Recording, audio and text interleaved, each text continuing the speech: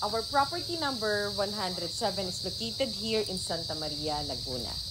With the total area of 2,452 square meters, titled property po ito at updated din ang real property tax. Patay na po ang dalawang owners na nasa titulo at ang mga heirs na po ang nagbebenta ng lupa. May direct access po ito dito sa may Barangay Road at around 500 meters lamang po ang layo ng property sa may main cemented Barangay Road. Kaya very accessible naman po ang location ng property.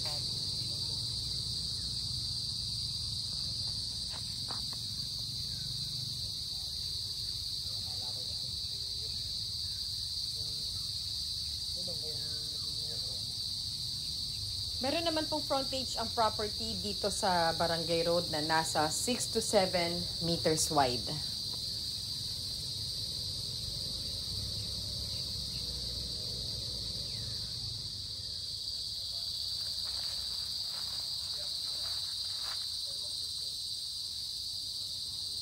Nandito na po tayo ngayon sa pinakaloob ng property. Meron na rin pong kasalukuyan bakod ang property kaya malinaw po ang boundaries ng lupa. By the way po, ang daan na ito ay binili po ni owner bilang right of way na may lawak na more or less nasa 10 meters po. Meron din pong kompletong documentation si owner para sa right of way na ito, kaya wala po tayong magiging problema.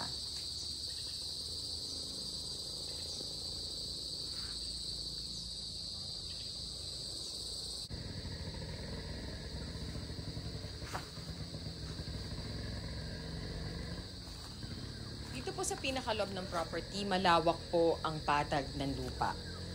Meron din po itong katabing ilog na maaari natin gamitin sa iba't ibang klaseng project na gusto natin gawin o pagtatanim. Bukod po dito, madami pong mga tanim sila owner na mga mahogany at mga bamboo na mas nagbibigay lamig at presko po ng kapaligiran.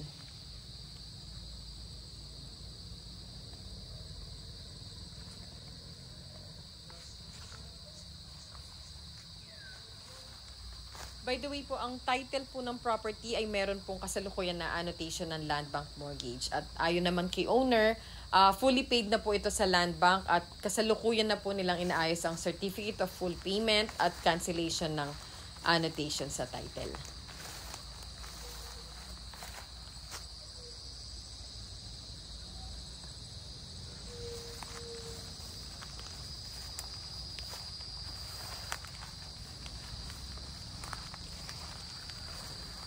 Ito naman po ang ilog na katabi po o dikit po mismo dito sa property. Sa ngayon po, hindi po ganun kalinaw ang tubig dito sa ilog dahil nagtuloy-tuloy po ang pag-ulan.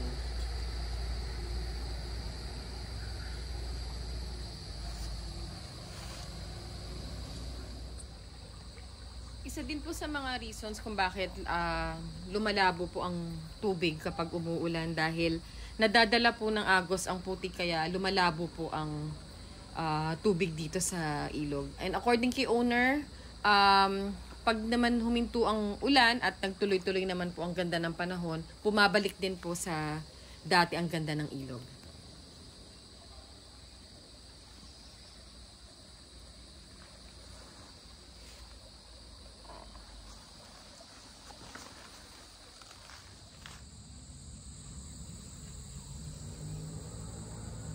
Ito naman po ang iba pang mga tanim ni owner dito sa property. Meron po silang dalandan na 155 na puno. Maayos ang pagkakatanim po nito. Nakaposisyon po dito sa may patag na bahagi ng lupa. Mga namumunga na po ang 155 na puno ng dalanghita.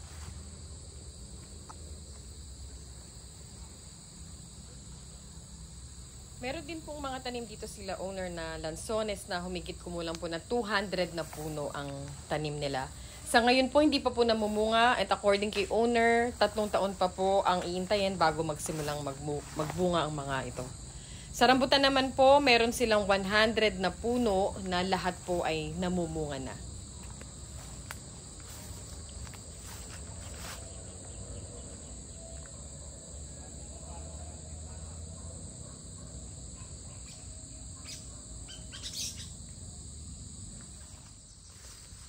Kahit nadikit po ang ilog sa property, mataas naman po ang elevation ng lupa. Hindi ito binabaha o nag-overflow ang tubig sa ilog.